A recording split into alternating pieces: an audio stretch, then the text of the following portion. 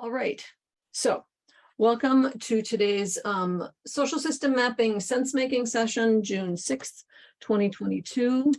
Your hosts today are, and I have this sort of new tool I'm messing with, which is causing me slight hiccups, so I hope you'll bear with.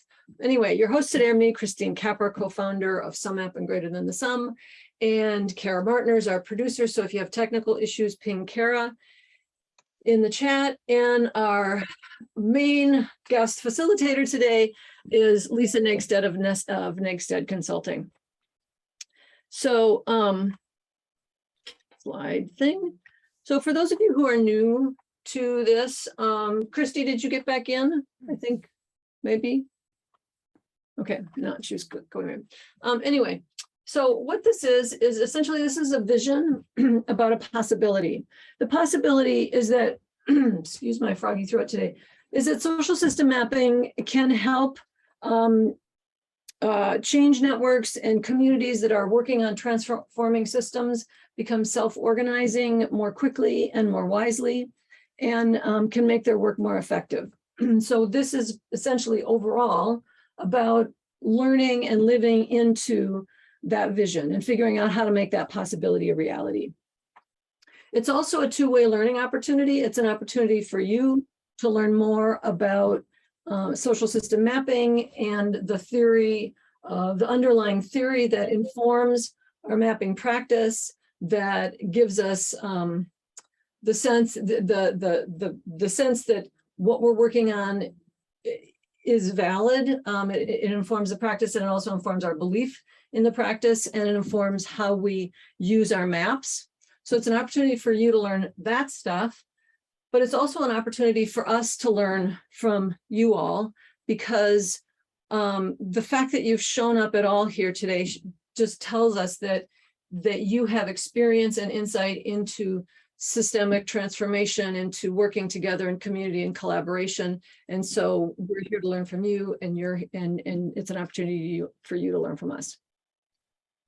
It's also a community of practice and a community of field building. So we're learning how to do this work from a number of different angles, and we're working together to develop the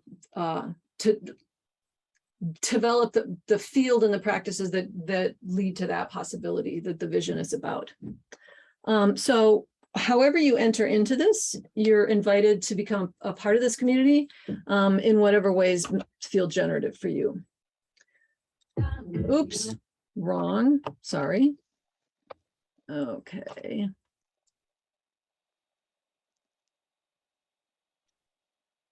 So for today's agenda, we're going to talk a little bit. I'm going to give you a brief introduction to what social system mapping is.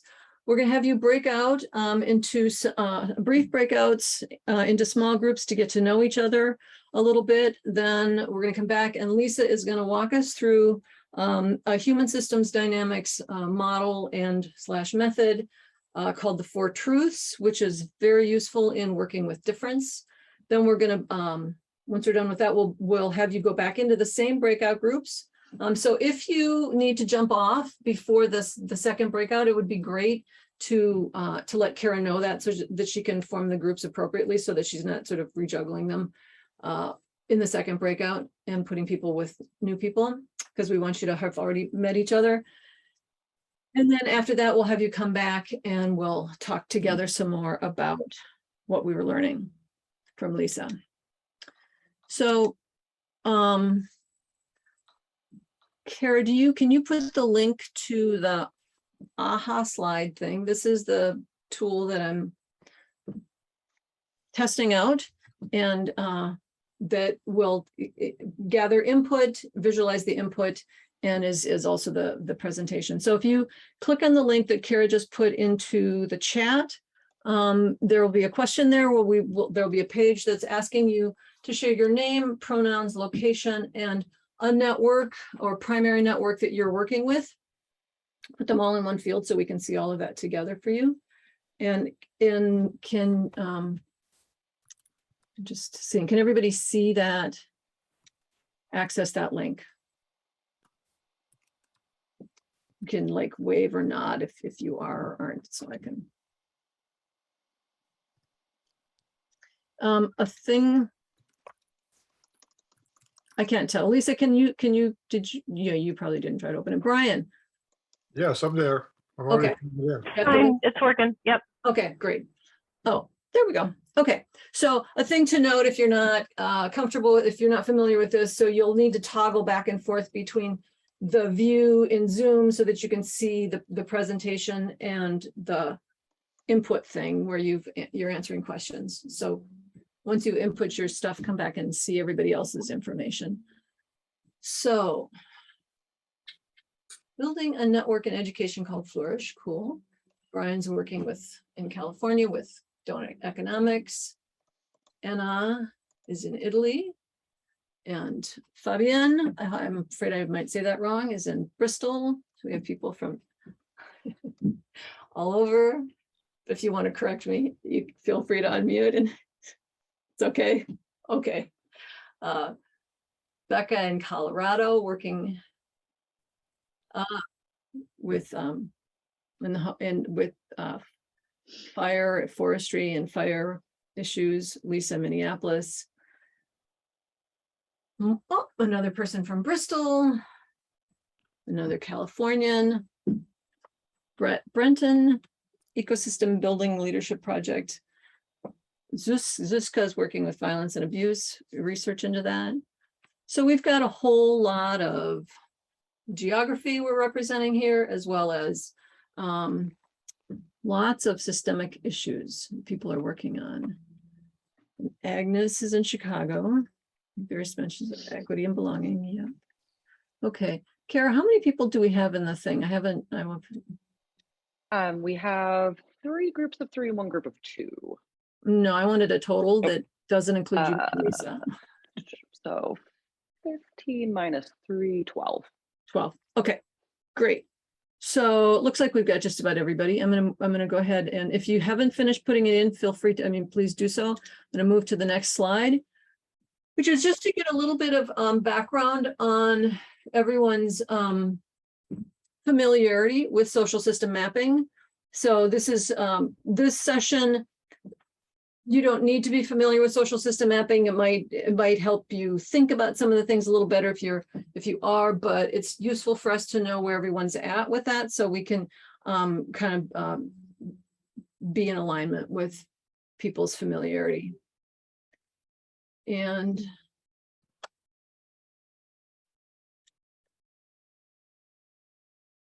so that's 6. I'm just trying to read, I see, okay. And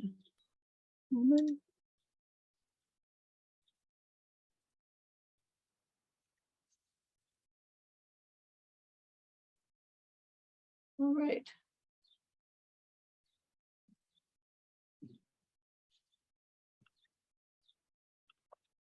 Okay, so we have a little bit of serious expertise, a tiny bit of serious. I think there's more people than that in this space, but I'm not going to argue. A lot of people with a rough idea, and then okay, what I'm seeing is we don't have anybody who doesn't have any idea what social system mapping is, so that's great. But a lot of us don't have a really super strong, clear picture of it, which is just fine. So the next question has to do with human systems dynamics. Human systems dynamics is an approach to complexity thinking and systems thinking, founded by Glenda Oyoung. And we like to use human systems dynamics a lot in our sense making because it is super practical, super accessible. It's just very well designed for people to be able to absorb and understand who aren't, heavy duty complexity eggheads. And so we use lots of different models, but this is a sort of a package of models that we use a lot. And so the question is, how familiar are you with human systems dynamics? And here we have it's not capturing mine. I put mine in, but it's not connecting to that. So I don't know if that's a problem for some others. We have 9 responses. So I think that's most of us.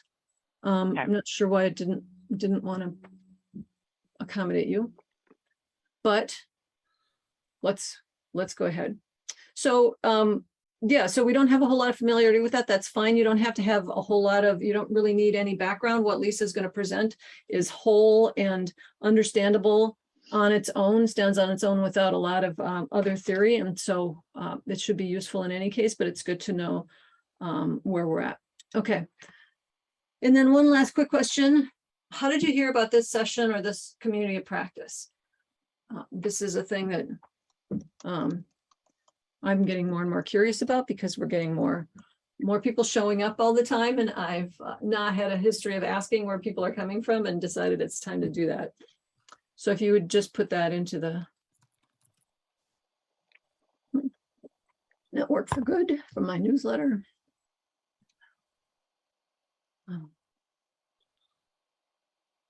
Interesting, the Capra course. So this is an opportunity for me to clarify something that is people often are confused about, is that I have the same last name as Frank Capra, but I have absolutely not, to my knowledge, any relationship to Frank Capra, except that we both have similar interests in the same last name. So I'm not related to, so in the Capra course is Fritjof Capra's systems thinking course. So it's cool. It's interesting. And that I'm a different Capra without a relationship to that one. Glad that came up. So, and I've noticed, yeah, Eventbrite seems to be sending people to us. That's interesting. Yeah, so just I've had people know me for long periods of time and think that I was like his daughter, and but that's not the case. Okay, I'm going to move ahead, and so my hopes for you for this session are that you will come away with a sense of the potential we're inspired by. I don't expect you to really have the whole big picture clear in your mind because it's complex. There's a lot of parts and it's evolving. And so none of us really have, a big, clear, firm, whole big picture of it all. But if you come away just having a sense of the potential, I think that would be great. Hopefully you'll meet some cool people who are also doing interesting work in the world and feel welcomed by them. And that you'll come away at least a little bit curious about human systems dynamics and social system mapping and how the two can work together. Because we think that they really are useful pieces of a puzzle that inform each other. That you'll be, introduced to and deepen your understanding of, pretend this says, the 4 truths model, and then you'll be able to apply the 4 truths to your own networks as well as to any social system map. So that's my hopes for you. But let's go back into the AHA slide thing and ask you what your hopes for this session are for yourself. And you can enter more than one, but we'd like to know just what you're hoping for.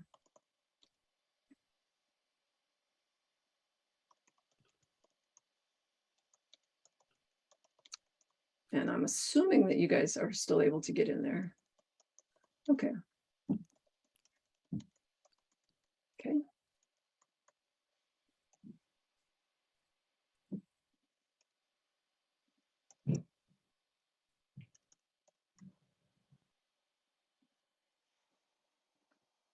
Mm-hmm.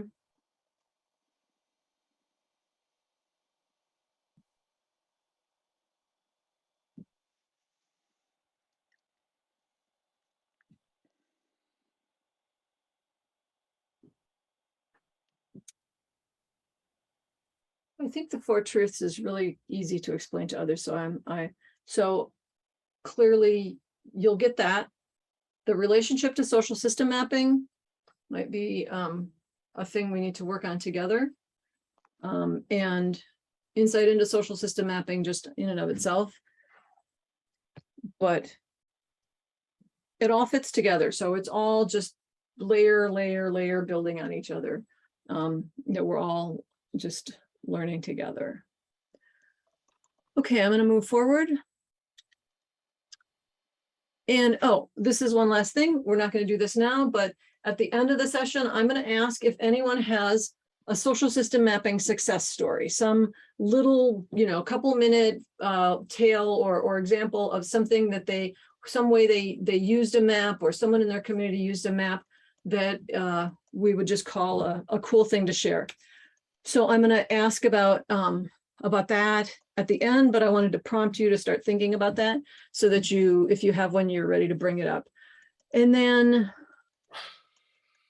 okay, there's a comment in Slack about the post-grad studies. And so if you want to respond to Zuska, whoever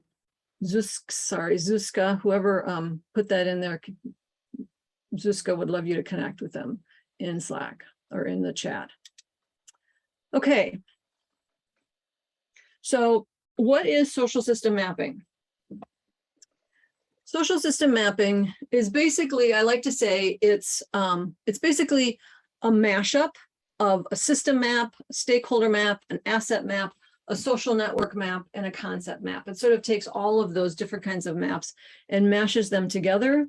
But while there's a lot of visual similarity between a social system map and all of these other kinds of maps, what's unique and different about a social system map is that it contains dimensions of all of those kinds of maps and more, so that it ends up being far more dense and complex and dynamic than any of these kinds of maps would be on their own. So they sort of, it presents a unique potential and a unique challenge, that density of information and that multidimensionality of information. It's also more of a process than a product. It's online, it's interactive, it's accessible to all network members, and it's an iterative, emergent, dynamic, and ongoing collective practice. So it's not just a thing that, like a website that you build it and it's done. It's sort of a way of deepening our insight into what it means to work collaboratively into complex adaptive systems and how to be transformative. So it is a layer of a practice in that direction. Okay. It's also about systemic transformation. So social system mapping is really about supporting a global movement that's working to shift from systems of dominance, exploitation, and extraction to systems of connection, reverence, and regeneration. And that's one of the I know that all of you who are here are part of that movement, because you wouldn't have found this if you weren't. And so I just wanted to take a pause to just recognize the richness that we can see in when we're all in gallery mode, when we can see everyone in the Zoom dashboard, just the richness of people who are there and the things that they're working on, and just want to give us all a moment to get in touch with the appreciation and gratitude that I know we all feel for each other's intentions and work. So thank you all for being who you are and doing the work you're doing, and for coming to share some of that with us. Then we all know that systemic transformation requires strong networks of wise change agents. And whatever the part of the theory of social system mapping is that whatever the system that people are trying to change, and whatever in every context, each context will have its own sort of things it's working on, as well as strategies for change or theories of change or sort of ways of approaching that change. But underlying every strategy or every theory of change or every systemic challenge that we're looking at are two mindsets that if we don't change these mindsets and we don't change shift the paradigm of these mindsets, all the other work we do will not be as generative or as effective as it could be. So these two mindsets underlying all of the change that we need are what social system mapping is really designed to help to shift, to help us become more conscious of these mindsets and to help us work on shifting them. And one of them has to do with with a relational shift, where we're shifting from, and I'm sure you've all thought about this, shifting from the separate self, competitive dog-eat-dog world kind of universe into an awareness of our connection to each other, to all the other beings, and to the planet. So this is a much more interbeing, interwoven, interdependent relational stance. So that shift is one of the shifts we're working on in social system mapping. And the other shift is a cognitive shift, going from understanding the world mechanistically, like as a bunch of, cogs and wheels and buttons that we push, and it's just a big machine that we can tinker with and make it do what we want, to an understanding of the world and of human society and nature, all of it as complex adaptive systems, which don't work like machines. And if we want to do systemic transformation, we have to learn how to work in complex adaptive systems in order to be effective. So those are the two cognitive shifts that social system mapping is working on, both the relational and the cognitive, or those are the two shifts, relational and cognitive. And I'm done talking. Oh no, one last thing. So having said all that, one last thing for you to input, which is, what are the biggest challenges you experience in your networks? And then we'll go to 5 minutes of breakouts.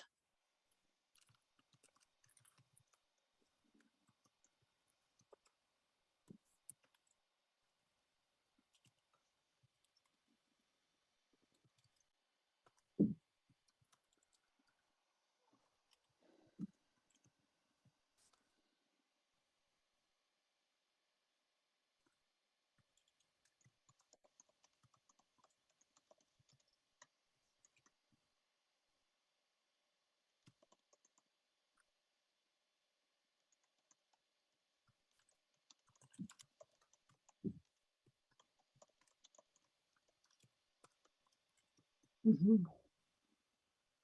Yeah. So these are,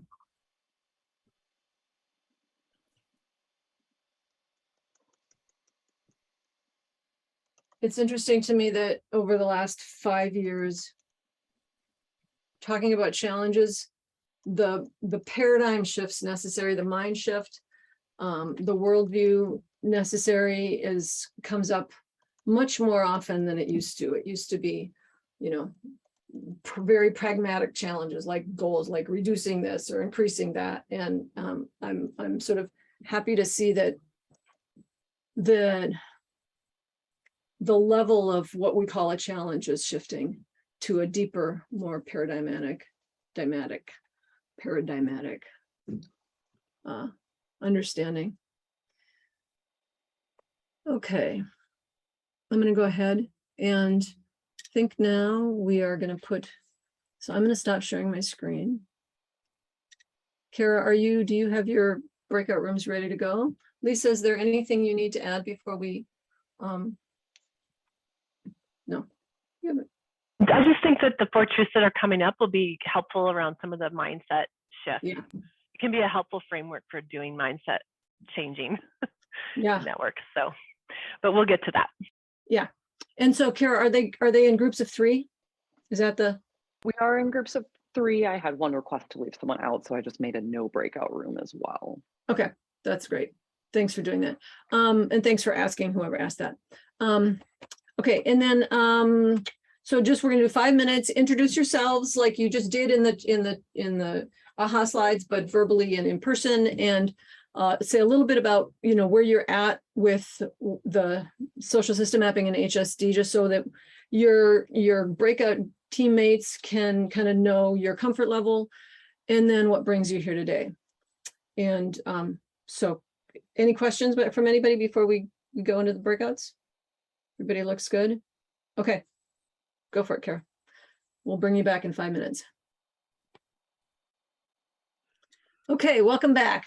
So we're going to go ahead. I'm going to hand it over to Lisa, and Lisa is going to walk us through the 4 truths. And I just want to say how much I appreciate Lisa's understanding of HSD models and methods, and how much I learn whenever she and I plan one of these together. So I just want to say that appreciation, and take it away, Lisa. Thanks, Christine, and right back at you with that. We always have so much fun. The thing with HSD, Human Systems Dynamics, is that we're always learning in it. And so I enjoy doing this because I'm going to learn as much from all of you as I am in sharing this model. I'm going to ask Christine to share the slides here, and just a little more introduction of myself. I am a consultant that works with organizations and networks, and I became an HSD practitioner, so I went through the training. Now it's been about 4 or 5 years ago, and I find these models super useful in working with the groups I work with who are struggling with just working in complexity and in uncertainty and not being able to have a linear cause and effect answer for the problems they're dealing with. And so human systems dynamics takes complexity science and it uses that to understand human systems and offers us these methods and models that we can work with in uncertainty. And the one that we're going to introduce today is called the 4 Truths. And it's really a helpful model in working with difference. So a couple things around this model and why it's helpful. So one thing is, we know that the mind has this deep need to find cause and effect. Like when we're dealing with difference, we have this deep need to find that. And so we end up making stories up about what's happening when we're trying to make sense of the world. And those stories often are not always helpful, or it's helpful to know what those stories are. And everybody has their own stories related to that. And so this model kind of helps with understanding the different kinds of stories that we can make up. And then in the field of human systems dynamics, we talk about how difference is where it holds the energy for change that needs to happen in the self-organizing system. So if we can illuminate the differences, if we can see them, that's the place that's going to point us to the next wise action in complexity, or when we're dealing with a lot of uncertainty. And so we know in the world right now, we have a lot of difference. And so this is a model that can help in a lot of different scales, whether it's in broader concepts that we're dealing with in our global political economic systems, or whether it's in your own network or organizations. Christine, I'll have you switch the slide here. So we get a lot of sort of either or stances. We know this when we're talking about difference or wrong and right. And actually the 4 truths, all of them are right. They're all there. They're all right. It's about illuminating them and then selecting the one that's going to be most useful for us in this moment. That's how we talk about it in HSD. Next slide, please. So I'm going to go through the model and explain the 4 different truths.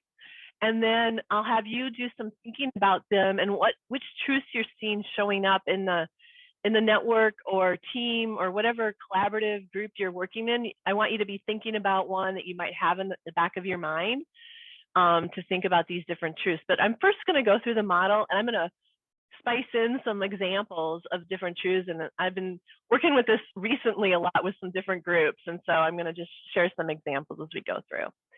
Next slide, please. So let's start with 3 of the truths. And I'm going to start with, I'm actually going to go on the far right. I'm going to start with the objective truth. So this is the truth that is generally accepted as fact. There's often not a lot of it. And there's a lot of confusion, right, where we think our truth is objective. But it's the truth that can be agreed, sort of unambiguously agreed on by the whole group. It's things like data and very clear things. So let me think of a few examples here. Simple example, like right now, the objective truth is we are on a Zoom call and we're using that platform. We're using a Slides platform to look at this. Sometimes we think about objective truth as something that even like if all of a sudden a being from another universe shows up to our planet, they would see the same thing, right? That we would all agree on that same thing. So we would agree there's a plant right behind me. We would agree that we're seeing these same things. the benefit is that we can all stand on that same truth. It's something that we can all agree to. And it's the utility of it is that we don't have to spend a lot of energy on it, right? Because we can pretty easily agree to what that objective truth is and that fact is. So one example might be, I was working a while back with a senior leadership team of a very large nonprofit. And some of their objective truths, they were trying to really do a paradigm shift in how they think about their mission. And so we were looking at the different truths around that, but the objective truths there were things like they knew the number of employees they had right then. They knew the revenues they were getting for that year. They could predict the expenses pretty closely, somewhere in a range, but those kinds of things, they had that data. They had information about the kinds of clients that visit them. Those are the kinds of objective data that they were using. Square footage of buildings is another one, because they were looking at a lot of different building use, things like that. So I'm going to move now to the normative truth, which is that middle truth in this model. And this is the truth that any group agrees to. So this is a lot of where our culture, our network culture, our organizational culture, our team cultures live, because it's a truth that it's kind of the underlying beliefs we have about what we should do, or the kind of patterns that form in our different self-organizing systems. So a normative truth is, some examples of it are things that we agree, like, I'll just give an example. I've been working with a group where the culture there is, if the meeting starts at a certain time, actually you show up 10 minutes early. And I had to learn that as a consultant. Like, they were all there 10 minutes before the meeting time that we're supposed to have, because that's one of their normative truths, is that the meeting actually starts before the stated time. That's just a simple example of that. There's other ones around, there's often we can see sort of polarity tensions that happen in normative truths within organizations. Like, there might be one around tradition is really important, but yet we're sensing that innovation is needed. And so what's our normative truth around how much we use past practice versus how much we want to innovate? There's normative truths often around how much inclusion we have in our decision making versus how much trust we have in those who are in certain roles within our networks or organizations. Normative truths might be kind of the values we hold, values being maybe more about what people do versus who people are or what they're bringing. Like, there's just a lot of different, this is where we get those cultural agreements that we're all agreeing together. And then the subjective truth on the left is really the truth that individuals hold, the beliefs we hold, the stories we tell ourselves, right? This is where the story really shows up. It also shows up in normative truth. But the subjective truth is my perspective and vision and belief of something. A lot of times we're just dealing with a lot of subjective truth, and we're often trying to answer it with objective truth. So I'm going to give an example of that. I just recently heard from this with a client where there was some employees who thought that the leadership of an organization had a plan that they weren't transparent and weren't sharing in this organization. And that was that employee's subjective truth, was they thought that something was happening that they didn't know about. And when the leaders were trying to address this, they wanted to address it with objective truth. No, we don't have a plan. Actually, we want to include, and we've been, communicating about that. So oftentimes that doesn't move very far, because the objective truth, we're using objective truth to address something that's a subjective truth. And that is often held in this deep level by individuals. And the subjective truth is where we might need to listen on a different level. We might listen to more emotion levels in that example. And so what we didn't talk about is, if we understand these three truths, and in complexity, they're all true. They're all there. And what we want to do is select the one that's most useful in the moment. So that is, next slide, please, Christine, that is the complex truth, is which one of these is going to be most helpful in the moment. And it could be a combination. It could be one that we identify. We have this normative truth that actually isn't working for our organization anymore. We're too focused on the past and we need to shift and understand, or we're too focused on creating wonderful project plans that don't work in complexity and uncertainty. So we need to shift that. That would be identifying that. Or there might be a subjective truth that some of our network members are holding. It might be that mindset that some network members are holding. And it's like, okay, what is the movement in that we want to do? That would be the complex truth that we can use in this moment. I'm just going to stop as I introduce this model and see if Christine has any additions or thoughts or sort of clarifications as I'm introducing this. I think that's good. No, I don't. Thanks for asking. Okay, and you can add questions. I should have mentioned this too. Add questions in the chat as we're thinking through this model. Mm-hmm. So I would like to have you think a little bit, like let's just kind of work with this a bit, this model, to see how they show up in your network or your collaborative that I was having me. The subjective is held by individuals. If it's held in the collective, it's a normative truth. Jim, good question. And there's some great resources that Kara's putting here in the chat if you want to explore further.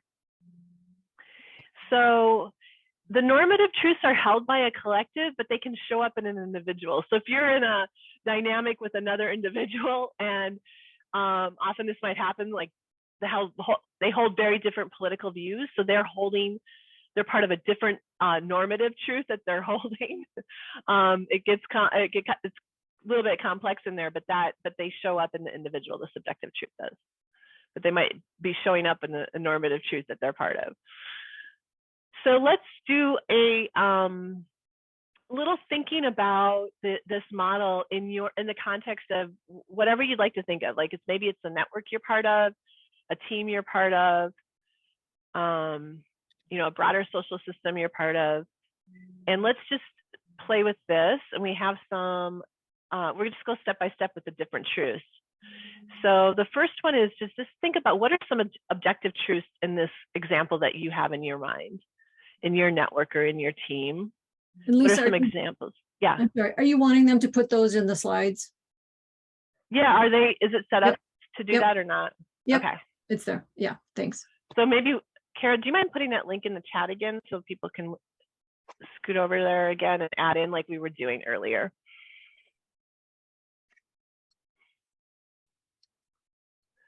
So you'll go back to that link, and I'm going to call it up here too so I can watch. And just be thinking about what are some examples of an objective truth in your network. We can all add in there. It'll start gathering here on the slides. So this is the one that everyone can agree on. It's certain data, it's certain physical attributes. Yep.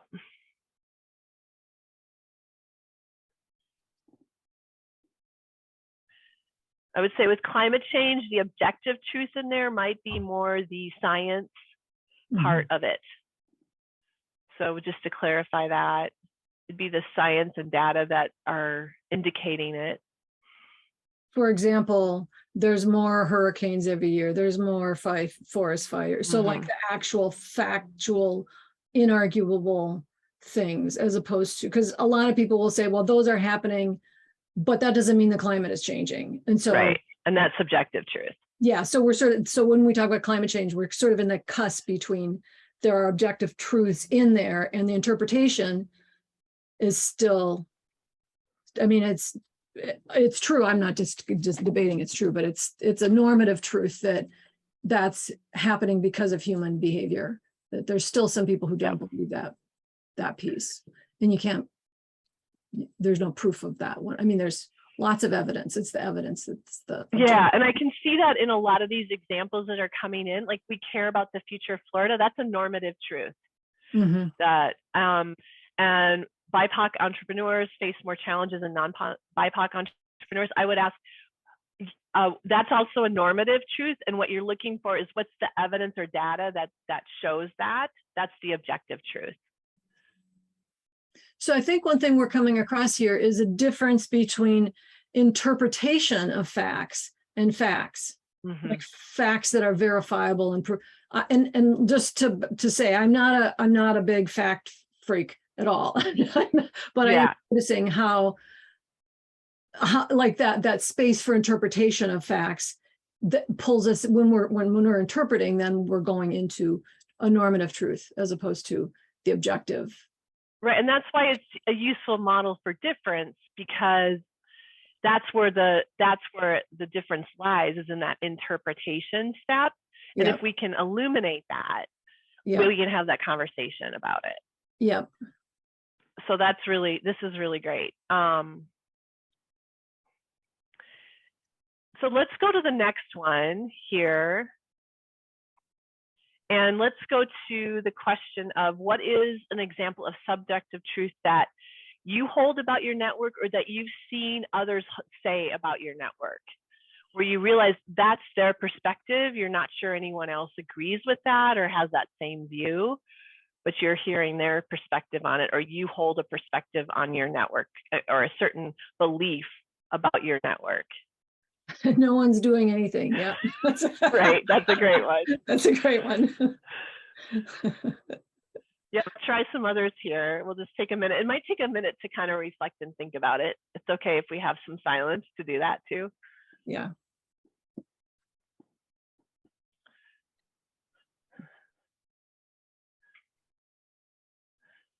Mm.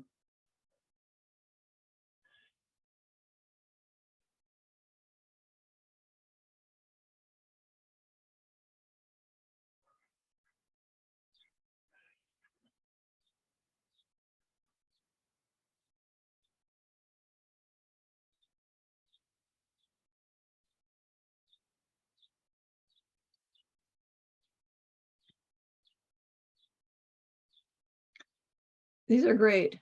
Yeah, these are excellent. Lisa, Mm-hmm. can I just say that it feels a lot easier to think about the subjective truths that feel like common misconceptions from others versus to think about our own. Yeah. Exactly. That's why we need each other in this work, right? And we need those kind of deeper agreements to be honest with each other, because it's so much harder for us to see our own. Yeah. That's a great insight.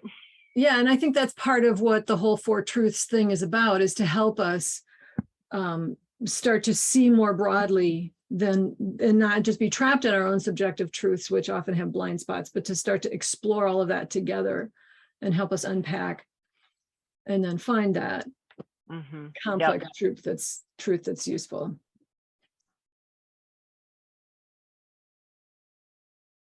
Yeah, this is great. Yeah. These are all really good.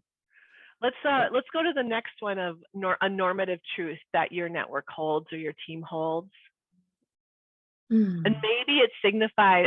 This is where we can also make a map connection. So we use HSD models and methods are so useful for understanding and helping to do sense making with our social system maps, because our social systems are self-organizing systems.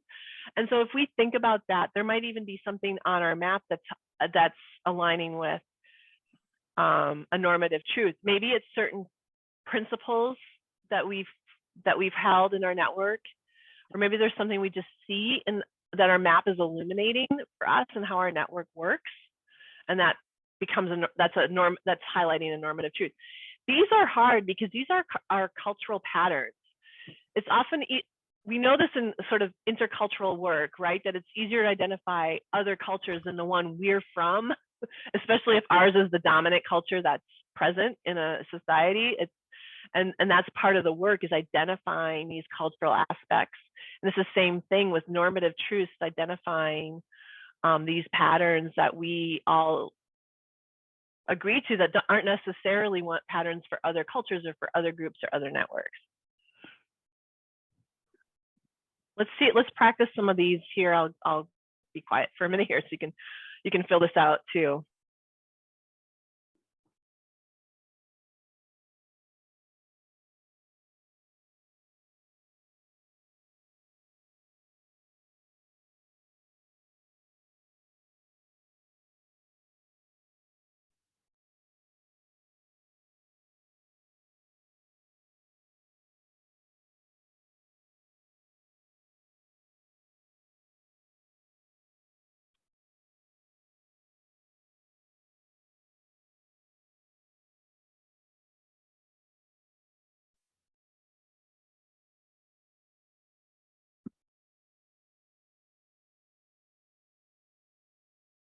Mercedes, feel free to, if anyone's comments are not showing up in AHA, please just feel free to put them in the chat as well.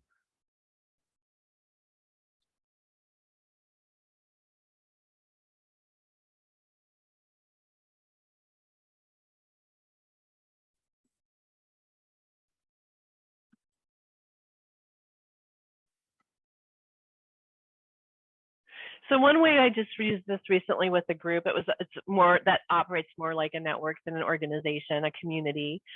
When we were really originally coming together to plan a community meeting that's going to happen in the future, we were asking this planning group what their hopes and fears are. And one of the big fears that came up in that group was to be stuck in old patterns. They didn't want to be stuck. They realized there's all this change happening, and they want to be able to flow in that, right? They understand that their old patterns don't work in this. And there's nothing like COVID that's recently, and sort of the urgency of climate change and all of that we're feeling around violence here in the USA. I mean, there's this sense they know that their old patterns aren't working, but they weren't sure what the new patterns should be. They weren't sure even what those old patterns were. They just kind of could feel it when they're stuck in them. And so actually taking time as a collective to reflect on what the normative truths are, and it takes a while because it is like the air you breathe if you're part of that group, but to take time to do that was really useful for them to sort of illuminate it, like to put more tangible examples around some of that. Then they could use that underneath as they're planning their next community gathering, to go back and reflect and to say, is that shifting this normative truth that we want to shift? So I'm going to just look here. These are good normative truths. Mm-hmm. Really good examples of them. Yeah. So let's go to the next few questions, and we want to make sure there's time for you to just do some kind of thinking through it in a very small group. So we're going to do that in a few minutes here with Breakout, but there's a few more questions. So let's go to the next slide.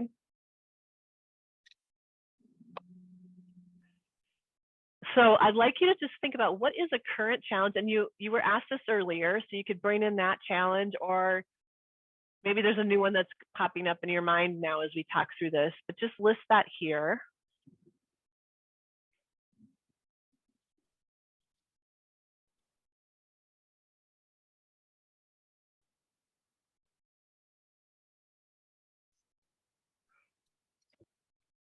Let's see if we can see these again. It just may be the one that you listed earlier when Christine asked you.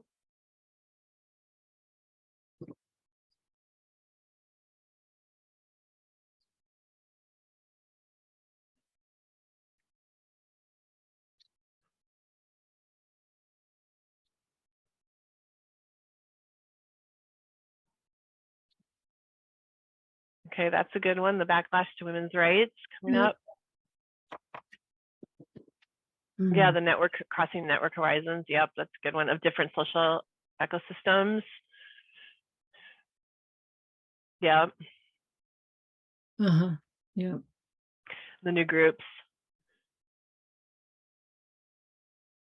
Mm-hmm. Oh yeah, and the Yep.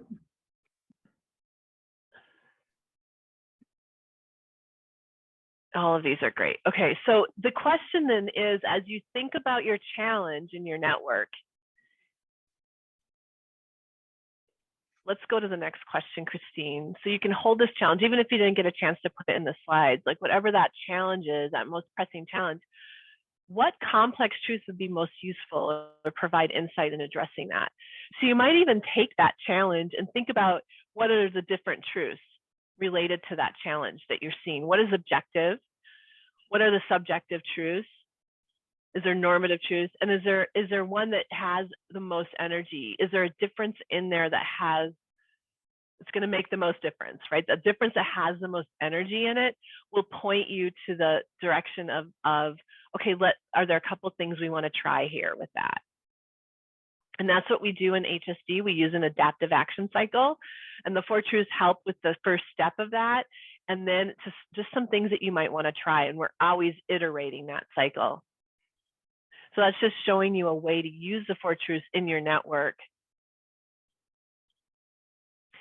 Yeah, that's a great start there. I love that. We all have complex class backgrounds, telling those stories and listening to others at the start, right? And it shifts from saddling just people of a certain background having to explain or do that, but you're broadening it into you're actually taking the normative truth and broadening it out, right? You're using that normative truth to help with that challenge.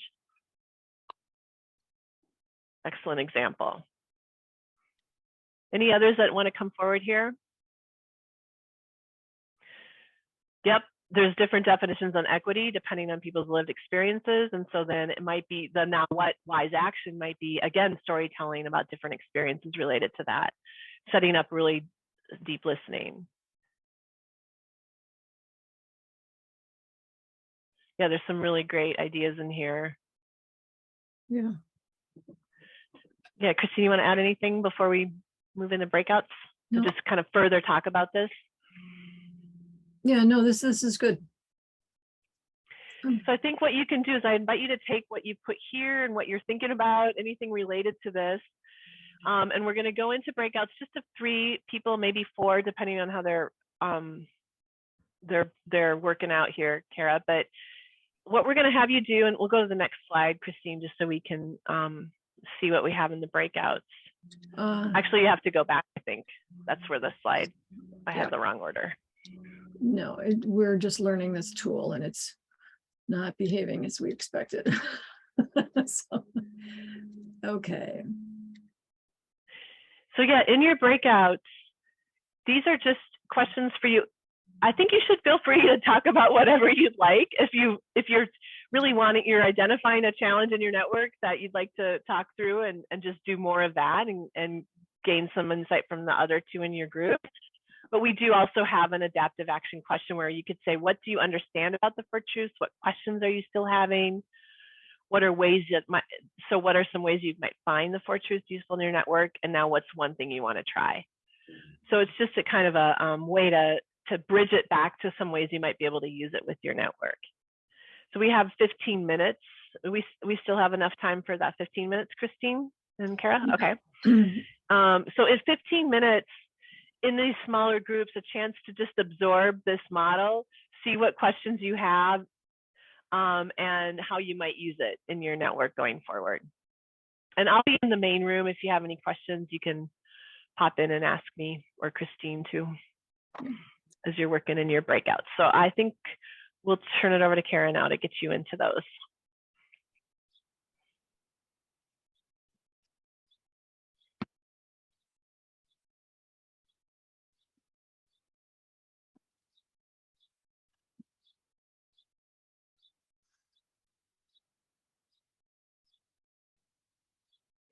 Welcome back. So I'd like to just hear what came up for you, or any questions or any discoveries or insights. You can put it in chat, or just, we have a small enough group, you can put your voice in the room here.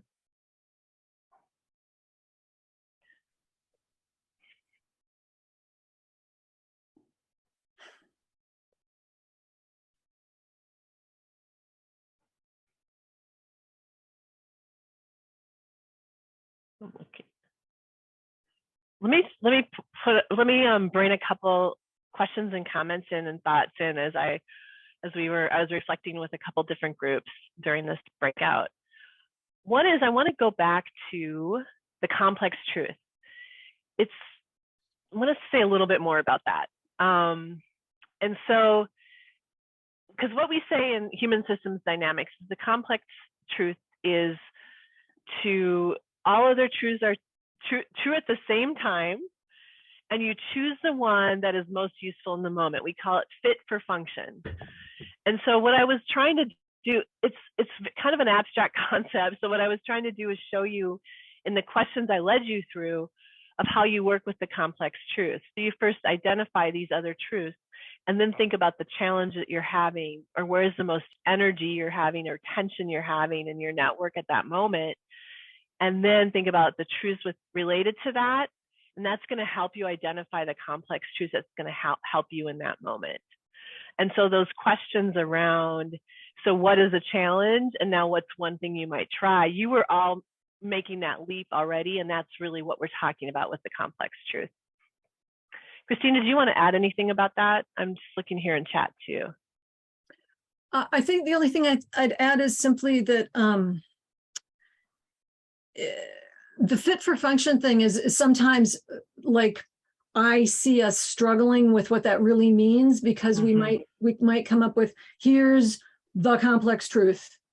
And that might change 10 minutes from now. It might change. You might do one tiny thing, and the next time you look at it, it's a different, if there's a different difference that you're working on, or a different function, like function and fitting for function, as well as any kind of truth, those are all constantly shifting. And so we're not finding and we're not looking for like an eternal or perpetual absolute. We're looking for right now, what's the most helpful? And then the next right now, what's the most helpful? Because everything is always changing. And so that's the one thing that feels to me like we sometimes can get a little stuck on, this, this has to go everywhere, or this is the solution in all these different places. And it's like, well, not necessarily. Like, it's just, that's one thing I'd add. That's a great addition. That's the thing that's so hard about this, right? We know this, working in these complex systems, things are always changing and often on all these layers. So it's just being in the moment and flowing with that. So yeah, I'm noticing here's some things in the chat. The complex truth could be useful for conflict resolution call. And I want to just mention too, another thing that came up as a question is, what if you're noticing there's a lot of different subjective truths, but there's not a lot of listening across your system of those different subjective truths, which can happen. That can be part of the conflict tension, is that one is getting held as the main, one is maybe getting held as a normative truth when it's not, when you have difference. And there's kind of two sides to that. There's one is if you notice somebody is having a different subjective truth than you, that's a sign to stop and listen and ask questions to really understand it. And so that other person feels heard in their subjective truth. And then if you're also noticing that you have a different perspective than people in your network and they're not listening to you, that's a moment to say, hey, I really want to be heard here. And what I think here, I think that could be useful, because we all have different perspectives here that could be useful. So it's this moment to pause and really go into listening and inquiry. And the more we can set up rules of engagement or rules for our network and system that we do that we listen, that we ask questions, that we try to understand all perspectives, that can help create that container when you need to go into the listening and inquiry. And kind of hold it, and part of that creating a container is holding that we have different perspectives, and that's actually what we need to make change in our world. That's the change that we're focused on. And so I think that's a really good question that came up, because and there's always this question too of, do you share this model? Like this is coming up from Sharon Joy, is asking about, putting proposal together, and this is a useful model, but maybe others don't know it. So there's always this question of, when's the right time to share a model like this with your group or your network? Or is it just a useful model for you as a facilitator or as a coordinator to have in mind to help your deepening understanding of your network and useful ways to describe difference that might happen, and then look for those moments where it might be useful to share it with your group and they start working with it. Or maybe there's certain members of your group that would like to learn it, and then the more people that learn it in your network, that's helpful as they move forward. Like, that's often how I will do that with clients, where I'll share it with the leadership of the group or an organizing committee of the whole network. And then once they're working with that concept, that helps them as they're planning for the whole. So just some other thoughts and things that came up here. Yeah. Any other questions? I think we're getting close to having to do some wrap up, but Christine, yeah. Mary had unmuted, so I'm assuming she had something she wanted to add. Oh, I was just looking at biomimicry leadership cards, and one of them is fit for function. And I was just trying to understand what that meant. And so it was interesting it came up in terms of. Oh, neat. Yeah, we see that in nature. Yep. Yep. Well, I'm going to, I mean, you can add any other questions in chat or reflections, but I think I'll hand it back to Christine now to do some wrap up. It's been a pleasure to learn with you. Great. Thank you for that, Lisa. Okay, so we have, there's some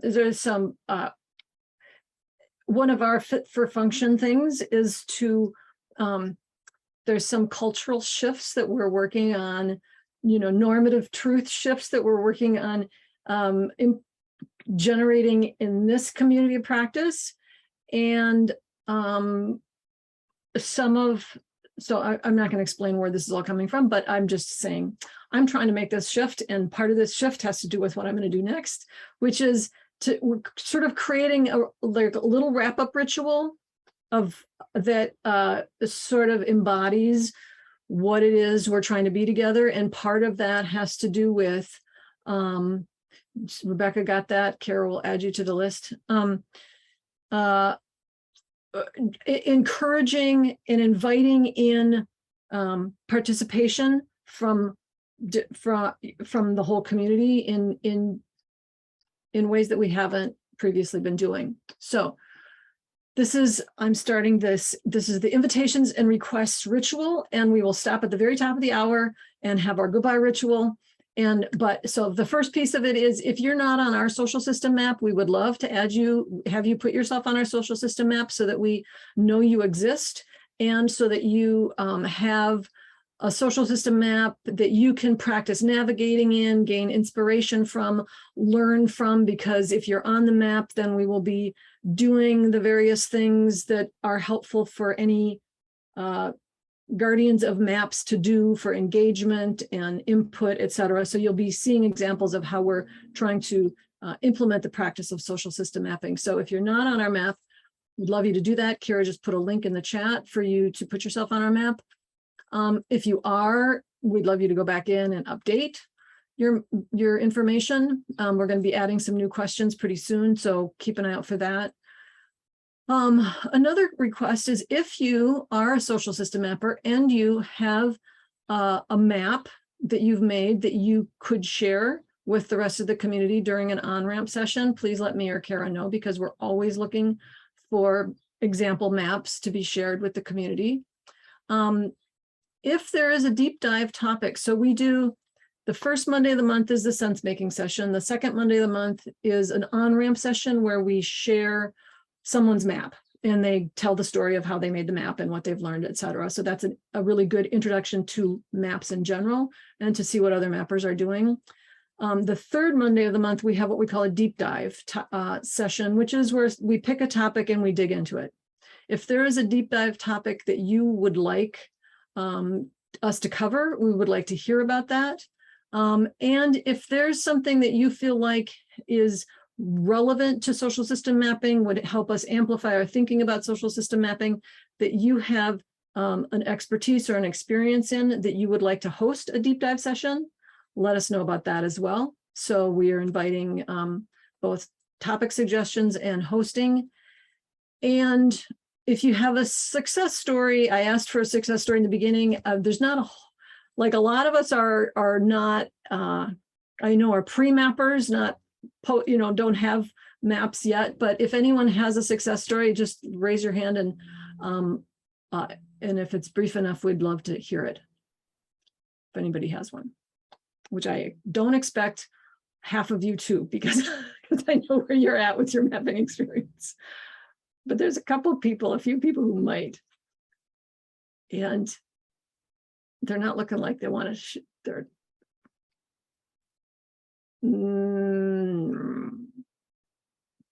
Mr. Best. Not, you can say no. No. Okay, I'm not I just, tracking right you now. were doing, you were thinking, and so I was like, okay, is it almost, is it coming? you. Is it like just about ready to Anticipating. drop? Or, No. okay, that's fine. So, so we're to the bottom of the hour. And so this, for those of you who are new, our last ritual of all of our sessions is at the bottom of the hour on time. We do what we call our goodbye ritual. So just have a clear closure so people aren't jumping off, and everybody, we acknowledge that we saw each other and that we spent some time together, and send us off with good wishes for the day. So I'm going to count down. We'll do that now. So everybody who wants to do this, unmute. And then I'm going to count down 3, 2, 1. And when I get to 1, we're just all going to send each other our love and go on with our day. So 3, 2, 1. Thank you all so much. Thank you so Everybody, much. great to be with you all. Love. Thank you. Bye. Thank you, everyone. Wonderful day, afternoon, evening.